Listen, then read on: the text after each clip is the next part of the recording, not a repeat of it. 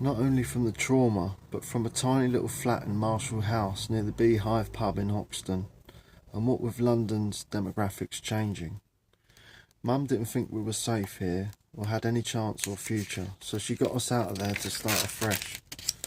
What an absolutely amazing, courageous and beautiful person my mum is, to be thinking of us during those very dark times. I'm so grateful Mum got us out of London. I don't think I would have done as well as I did living there, considering how our old hometown is now a black Asian majority. This would have seemed alien to my grandparents. In their day during the war, you'd not see a single black person. Today there are no white English anymore. The place is even unrecognisable, with all the old buildings gone. All those lives, families and memories are gone.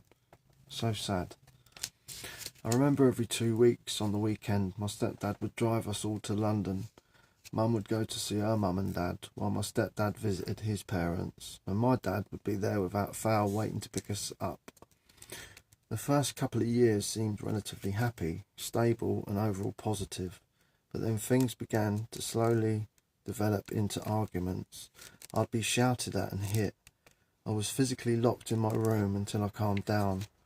I was at the age of toilet training. My brother was my guide. He was quite sensible. I looked up to him and I trusted him. We had our moments, like most kids, but on the whole he was good to me. Mum and stepdad loved a drink of an evening. Booze was in the family blood. Not alcoholics, but they loved a bottle of wine with dinner. Me and my brother would have to go to our room at 8 p.m. on the dot because we had school and they needed their space. So we'd be allowed TV for half an hour before bed, so long as we were good.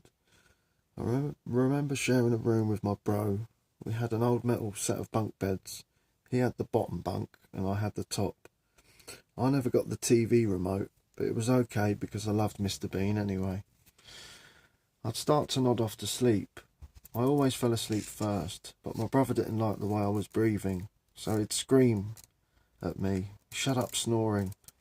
He would violently kick the bed from underneath so hard I'd almost hit the ceiling.